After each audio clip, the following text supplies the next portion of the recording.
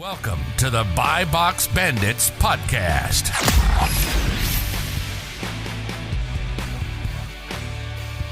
Welcome back to the Buy Box Bandits podcast. Today we have another awesome guest. We have my man Chris Potter, who has a long history of doing stuff on Amazon, of which I'm not completely sure all the intricacies of. So we're excited to dive into that and everything. But if you haven't already, make sure to get a free trial of SellerAmp down below, the sponsor of this episode, on that and everything. So thanks for joining us, Chris. And you want to take us back to the beginning and walk us through your long history of success with Amazon?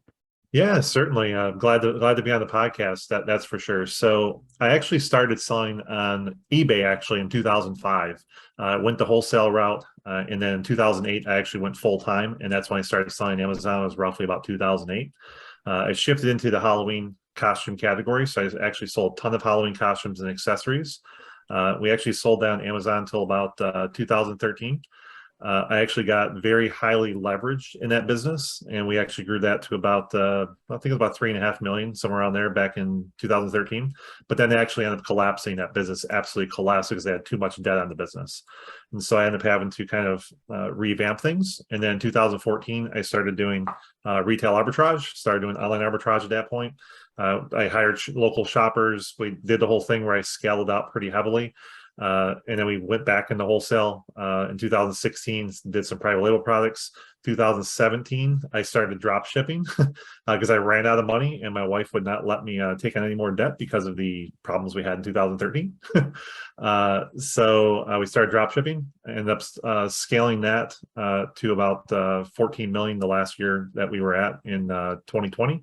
I exited that business in 2020. And then in 2020, I purchased two tax businesses. So we actually have 47 offices located in North Carolina and Virginia.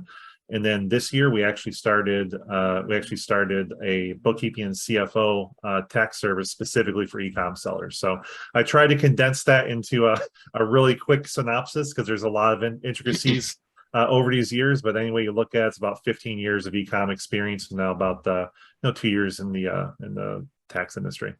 So. Yeah, I mean, you hit it, right? There's a ton there, and we're going to kind of work through all of it. But kind of to get us going, and keeping in mind our audiences, there's a lot of RA sellers in the space now. Being that you said you ran a pretty big RA operation with different buyers and that sort of thing, can you explain the intricacies and the process of that? Yeah, so we actually tried a few different models there. We actually worked in the grocery space. Initially, that was where we kind of started. And so the strategy we actually used for that is we just really hit sales hard. So you'll notice like Publix and a lot of these other big grocery chains, they always have these like buy one, get one free type deals. And so what we would do is as soon as the ad started, we would actually send someone in to scan every single item that was on sale. And we would see if it made sense to buy it or not. And so what we did is we just scanned every UPC code, and then we actually ran it through a big tool to actually check everything, which at the time I think it was Price Checkers that we used at the time. I'm sure there's many different tools out there to do the same thing these days. But we would run it through a tool. We have a VA do that over in the Philippines. And then the next morning we had this huge buy list, and then we would send the shoppers out all week long while the sale was on. As time went on, we actually negotiated deals with the managers of these locations where we could actually put an order in with the company, and then we would just go pick it up before the sale ended, and they would check it out. So that's kind of how we started it out.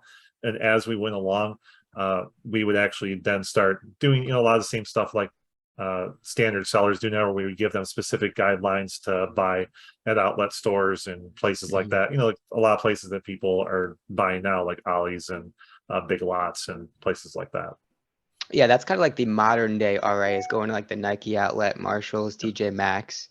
Did you pay them based on commission or hourly, or how did that work? Right, because this is something that a lot of our audience is going to be interested in, because it's something that we get asked all the time is there a viable method where I can bring on some buyers and kind of make it work? We did it as a hybrid method. We're kind of dependent on how we split the staff, because we had some staff members that really just weren't good at like trying to make decisions. Even if you gave them specific guidelines, they just couldn't follow them. So we gave them specific buy lists and said, here, just go in and buy these items. And that's it. If we gave them buy lists and we told them exactly what to buy, then it was just straight hourly rates in those cases. And we would give them a kickback for their gas or however we cover that. We had specific ones depending on who it was. In other cases where we actually had some buyers that could actually make decisions, we'd give them specific guidelines what to follow. Those we would do in some cases we would do some hourly rate, and then we would do some commission. Some of them just straight up flat commission. It really just depended on the person that we had, what situation they were in, and what sort of upside they wanted to, because generally the commission side usually gave a much higher dollar amount per hour than if you kind of split it up. But some people just don't care about that. They just want their hourly rate. So it really just depends on the person, but there is many ways you can slice it up. That's for sure. And so you did wholesale originally, and then OA, RA, arbitrage, and then eventually drop shipping. What are some of the unique challenges in each of those models that you ran into? That's a great question. I can go everywhere down the list. I mean, on the online arbitrage area, you run into the same problems that you've seen. That I'm sure you guys have seen already. Not being able to order enough items, order quantities. Yeah. That's pretty standard stuff that you've seen. We would run into the exact same problem. So of course you have to figure out ways to go around that by using VPNs, doing VPSs, using specific browser settings, using different addresses, using the suite numbers at the end of addresses. I mean, you pretty much name it. We figured out ways around every method imaginable, virtual gift cards. You name it. We've done. You're smiling because I'm sure you know exactly what I'm talking This is the millennial Literally. talk here. Yeah, This is literally. the young people. The Yeah. lingo. So yeah, basically it's just trying to figure out ways around the systems is all you're really doing. And then retail arbitrage is very difficult to scale. It's very difficult to scale, especially when you compare it to like online arbitrage. I think online arbitrage is actually a lot easier to scale because you can have VAs in the Philippines handle a lot of the legwork, whereas in retail arbitrage, you're paying people US wages to do a lot of this, and your margins really start getting dinged quite a bit in those circumstances. So I would say scaling is a little bit more difficult in the retail arbitrage area. On the wholesale area, a lot of that has to do with just trying to get accounts, because most people just don't want to work with Amazon sellers, and that's probably the most difficult area. So you kind of have to bring a specific flair to those accounts. So you either have to figure out how are you going to attack these accounts. Are you going to create listings for them?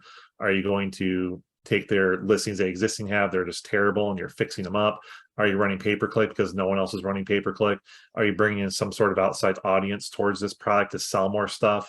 Are you bundling it with other things? There's other ways of doing this, but generally those are kind of the ways you kind of have to attack those accounts, and those are probably the most difficult things to do, is get those accounts. Distributor accounts aren't as difficult, but just getting straight up ones with brands are just like, it's like pulling teeth. So that one's very difficult. Drop shipping is it's a combination of all of the above. You've got to get the accounts. You have to get around ordering limits if you're doing online arbitrage drop shipping, which again, if no one knows this, online arbitrage drop shipping is against terms of service on Amazon. So I would not recommend anyone doing that, and you will get stuffed if you try doing that. Your accounts will get trashed. So I would definitely stay away from it. But if you do wholesale drop shipping, again, it's getting the accounts, and then figuring out the margins and making that stuff work. And again, it's a lot of like twisting around the edges, like how do you get all the systems working? How do you match the listings to make sure they're right? Because we had like 500,000 listings. We had the I mean, I have 100. It's a nightmare. So hopefully that kind of covers like all the different models that we really spent a lot of time on. So Yeah, I think the wholesale drop shipping piece is super interesting, and one that certainly isn't really glamorized and talked about a bunch. In terms of your approach, did you approach these wholesalers with the intent that I want to buy from you and you're going to do the shipping, or was it just a normal wholesale account which you over time transitioned to, okay, you're going to then do the shipping for me? What a lot of people don't know is a lot of the really big distributors, which there's very big distributors, and if you listen to like Watch Me Amazon or any of the big wholesale guys that do a lot of their stuff, you'll realize that like a lot of the places they're getting a lot of their products from are distributors. And I think that even Larry has mentioned that. I think even on your guys' podcast, he mentioned like 80% of his stuff is from distributors. So what a lot of people don't know is most distributors are actually set up to do drop shipping as well.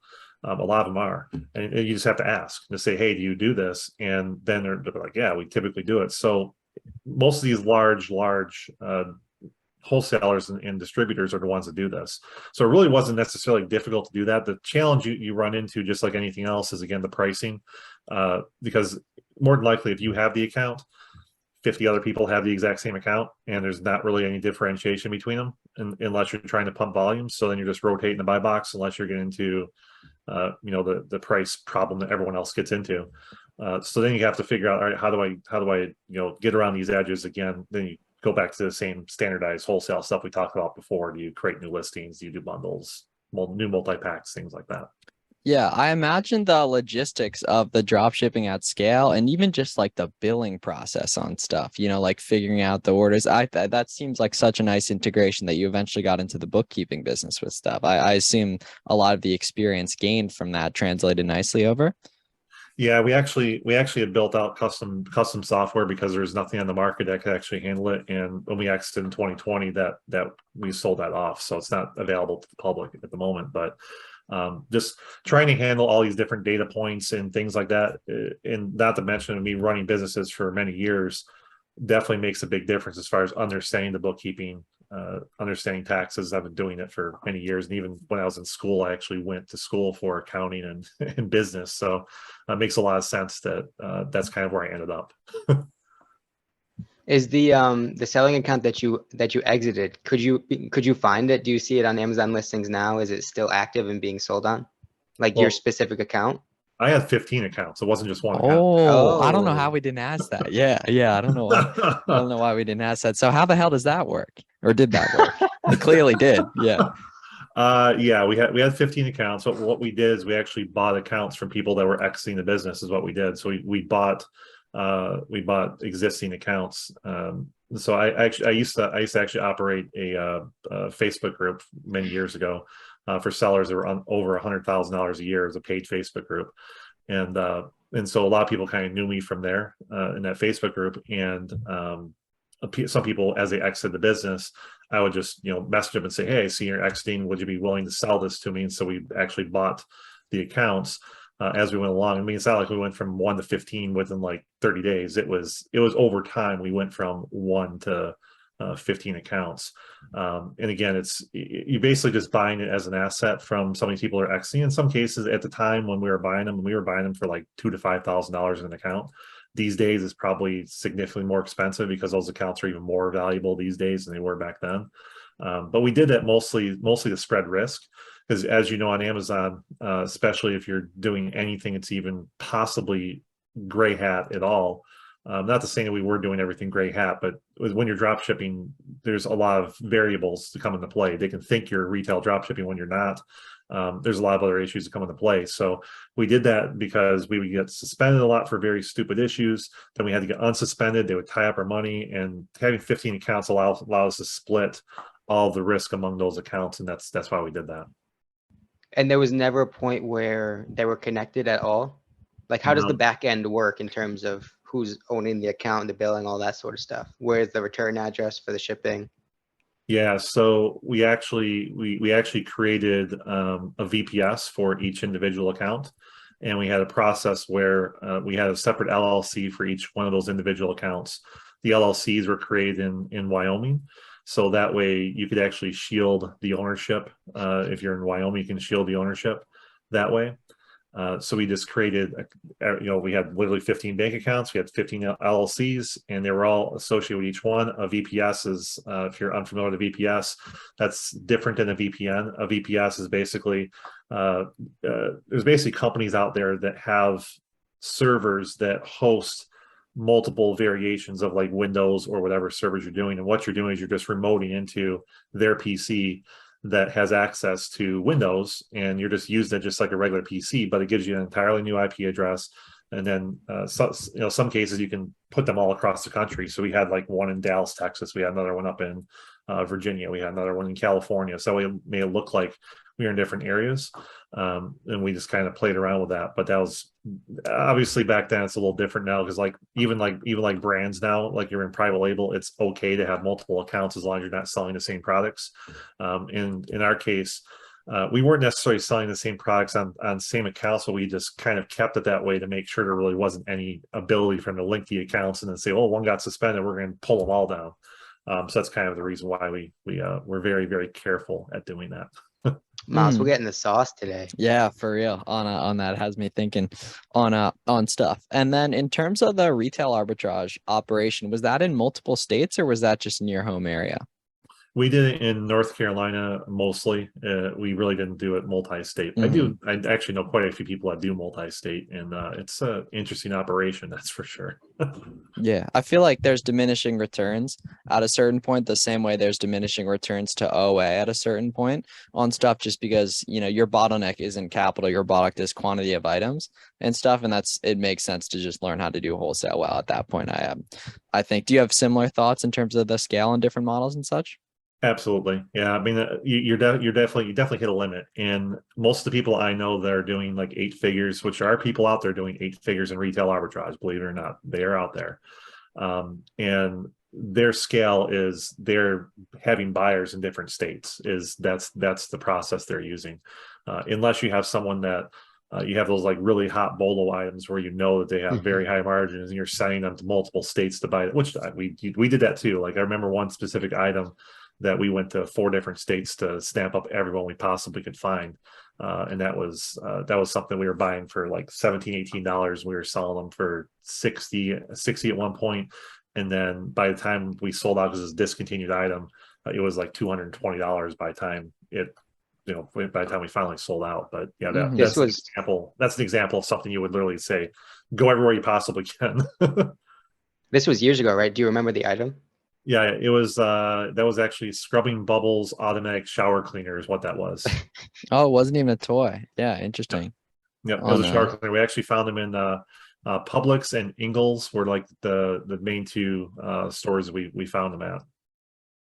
Buying Amazon accounts though is interesting, right? Because I feel like that was a lot more of a valuable thing as well years ago when gating was more of an issue, right? I remember back when Miles and I started 4 or 5 years ago, like there was Nike accounts that were ungated at Nike went for a lot of money. Yep. Yeah. But now, right, those same accounts, anyone can get ungated at Nike, right? So I feel like as the ungating has gotten more feasible, gotten more mainstream, I feel like the value of just a normal Amazon account has extraordinarily decreased.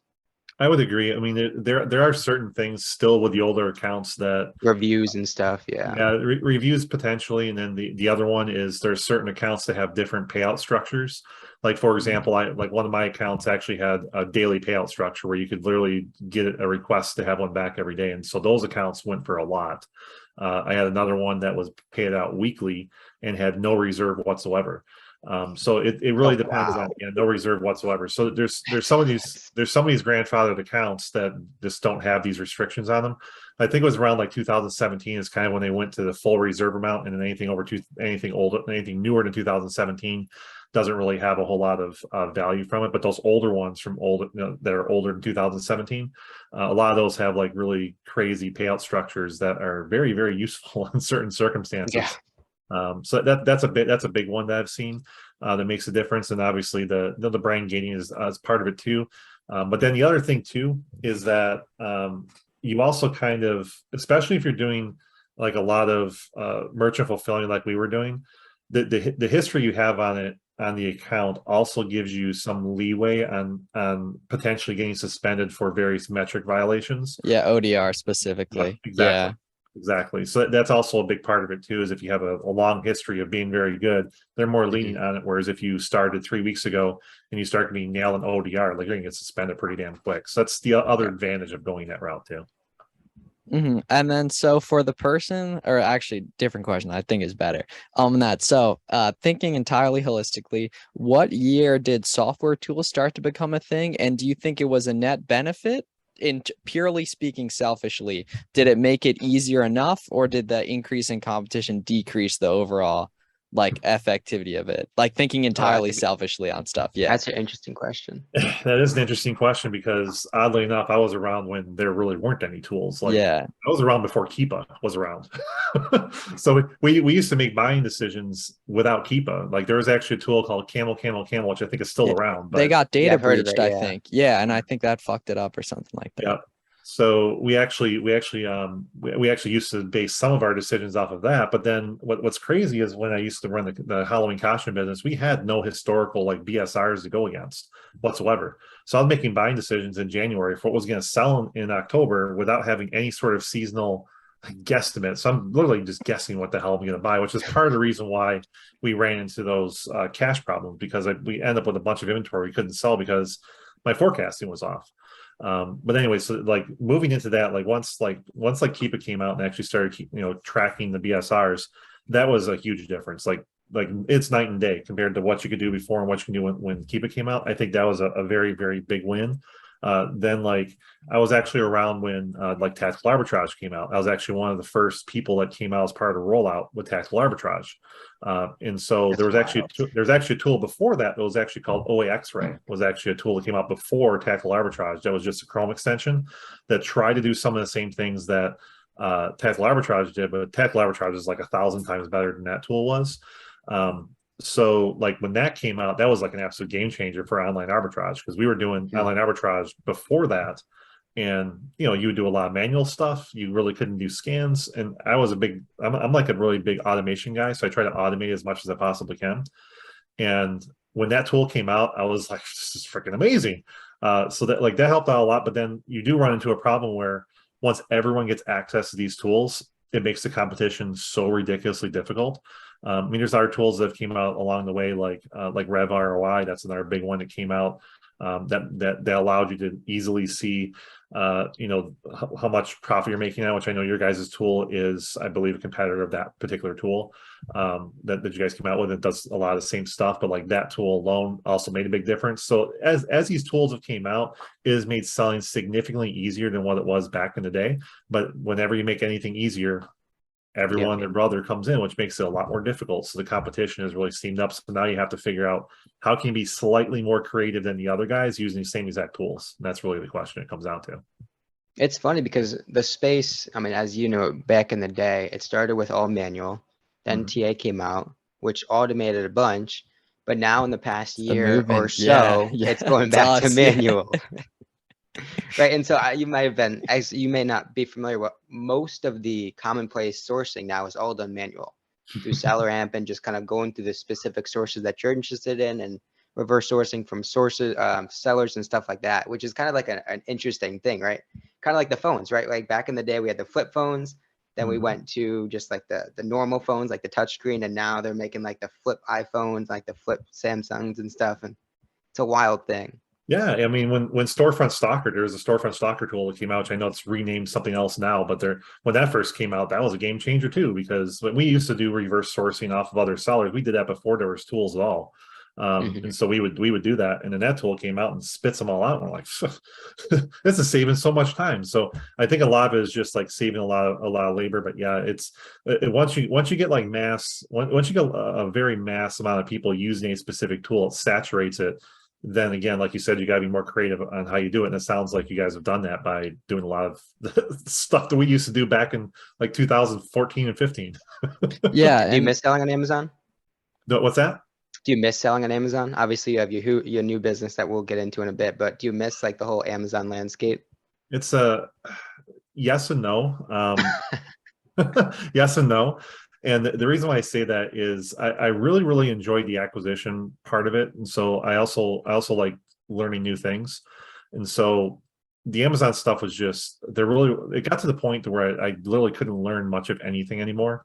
It was like I knew everything. Like obviously I knew how to do pretty much anything that had to do with everything we were doing. So I wasn't learning anything new.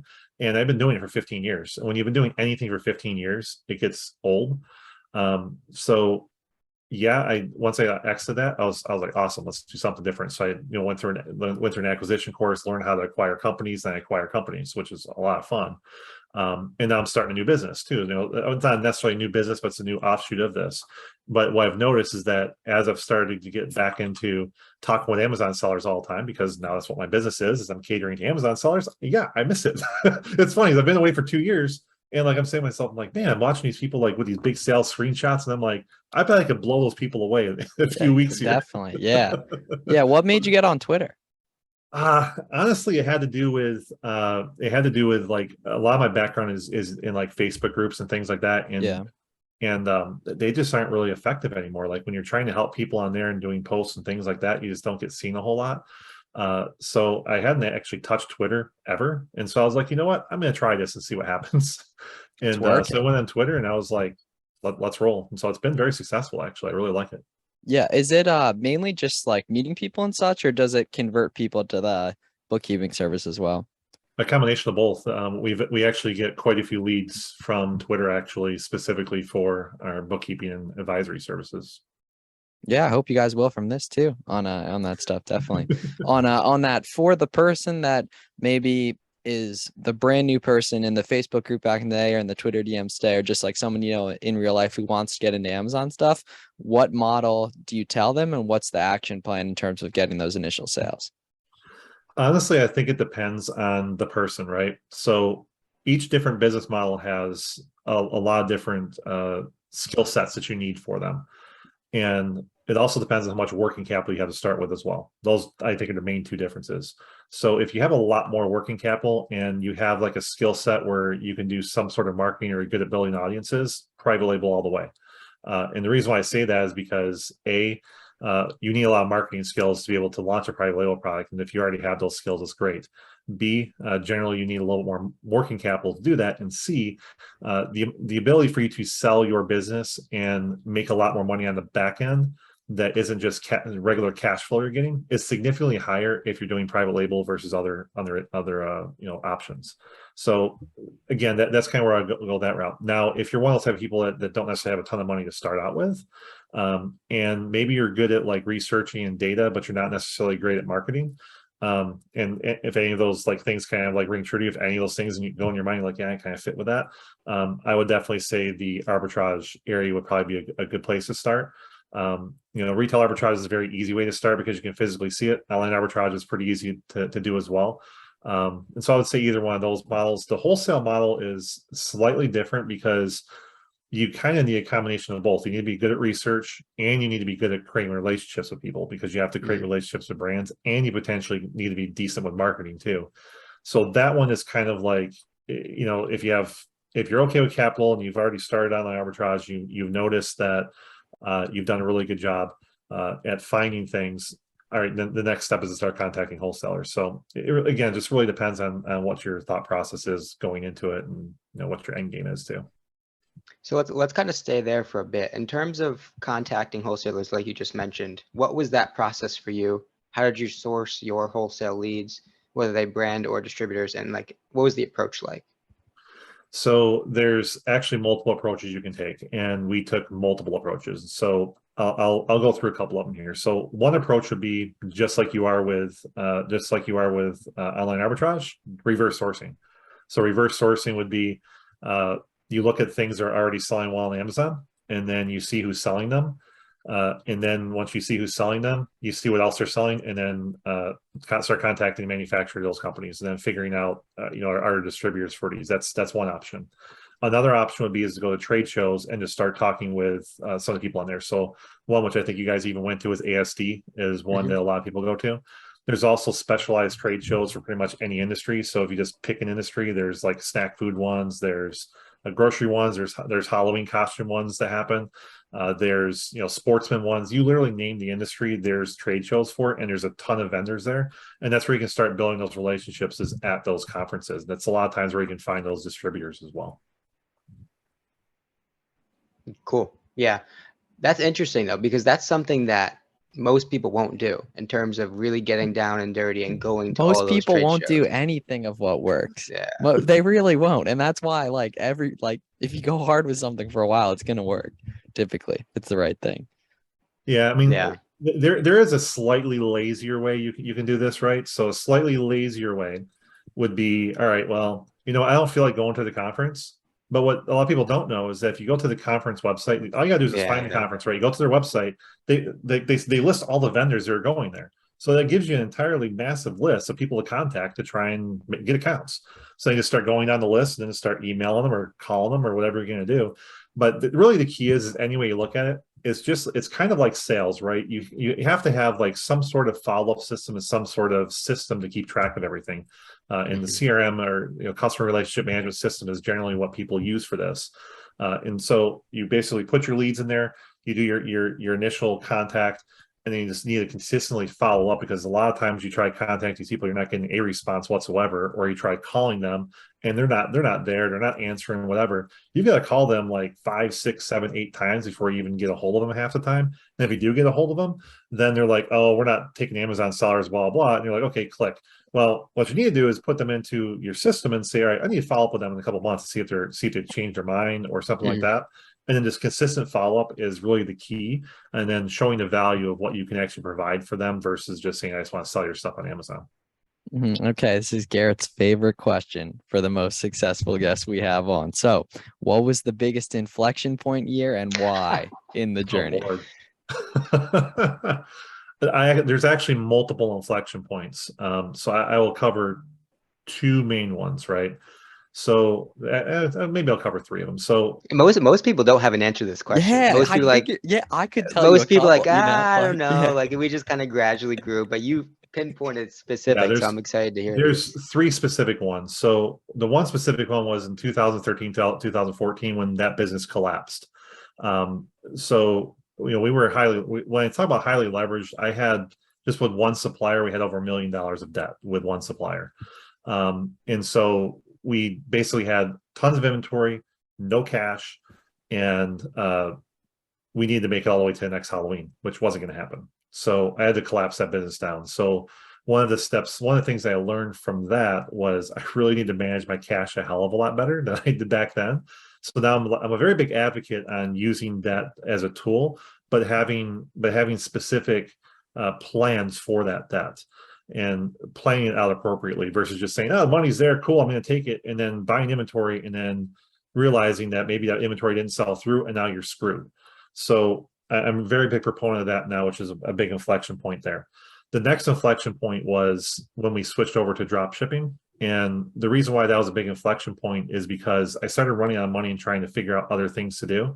And I think the really big thing there is that that opened me up to, we actually ended up merging with another company is one of the things we did. I didn't even talk about that, but I actually merged with another company that did drop shipping as well. And that's an opportunity that wouldn't have been there. And when I met my partner for that business, we merged our companies together. He was very big at wanting to do acquisitions. And so just because I was able to start that it led me into merging with another seller, which then allowed me to learn more about acquisitions, which then allowed me to exit the Amazon business in 2020 and purchase these tax businesses in 2020, which is the other inflection point. Was fully, at that point, fully exiting out of Amazon and going into something totally different when I had 15 years of background was very, very scary, just like it is for someone leaving a 9-to-5 job and going into Amazon or something along those lines. Because it's like, I don't know. I mean, the last time I left something was like in 2008 when I left my full-time job. So it was a very difficult decision to do that, but I was just tired of Amazon. So when I made that decision, it was a very big decision to make, and then learning how to actually acquire companies, because I bought 2 companies that were 7-figure companies I bought.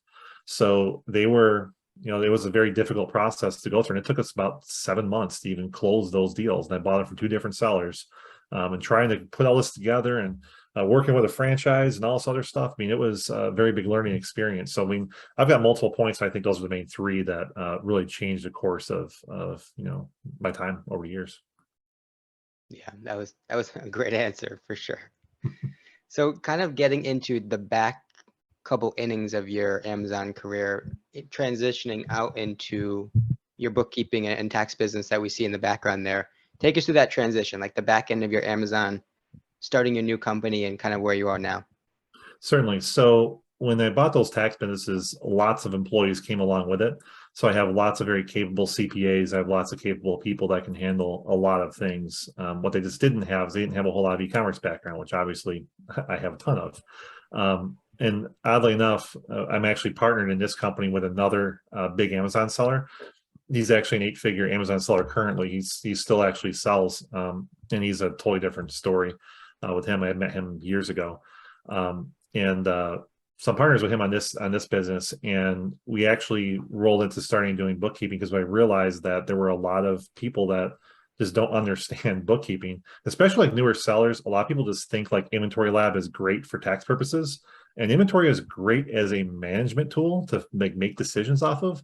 But for tax purposes, it's atrocious. It's absolutely atrocious. So that's like one big misconception I see that a lot of sellers have, and that's one of the things that I want to get out there, that there's a lot of people out there that need this help. And so I saw that kind of need because I was in the industry for so long, and there's not a lot of people that are good at bookkeeping. And on top of that, there's not very many people out there that are really working on the financial side of things. Like once you get to about like 1.5 million, 2 million plus in sales, somewhere around there, you realize that your business is significantly different than it was when you were like running it yourself, doing arbitrage all yourself. Now you've got employees. Now you've got a lot of different metrics you have to follow. You need to understand your P&L well. You need to understand your cash flow well.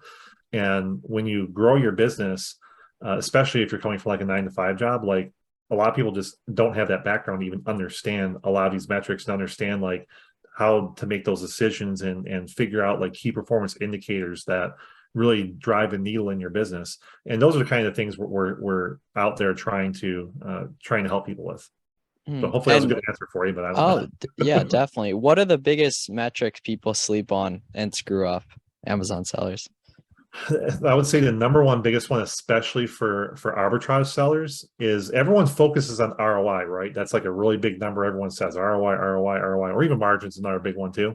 The big one a lot of people miss is ROI on invested capital. So return on invested capital is the best way to say it, ROIC.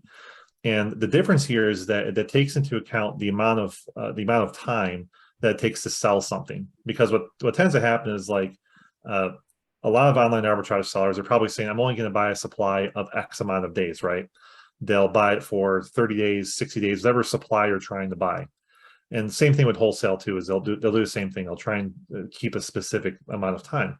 But what happens if you expect it to sell within 30 days, but it then takes like 6 months to sell through? Even though your ROI is theoretically the same, if you're selling, let's say, for the same price, like the whole time, you say you're selling for the same price the whole time, your ROI theoretically is, let's say, 40% or 30%, whatever that number is. But the longer you actually hold on to that product, you have to have your capital invested in this product. It could have been put into something else that you could have generated more money with.